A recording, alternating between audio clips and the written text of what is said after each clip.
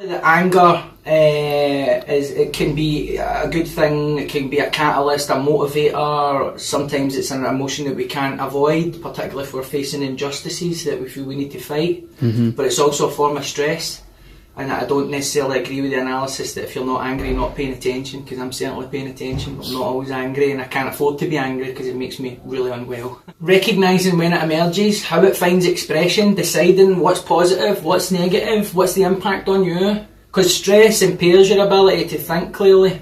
So anger is a form of stress, and if you're engaged in activism where you're dealing with interpreting facts, you're dealing with complexities of debates, you're trying to be persuasive in order to get people to your cause, then you need to modulate the anger so that sometimes you can be calm and you can engage with people that you disagree with in a manner that you can gather information from them to see what sort of arguments do I really need to take on here.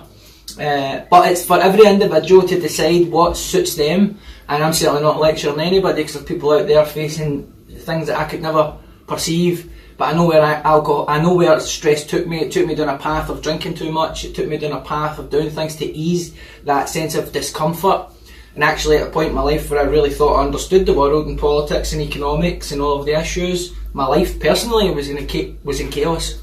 Externally and internally, and so I'm a wee bit apprehensive about deeply committing to the idea that I truly know what's going on. Sometimes I think we can conflate social media with reality. Social media feels a certain kind of way. Of course, the reason for that seems obvious now, which is that human beings are only designed to socially function in small groups, so families and small communities.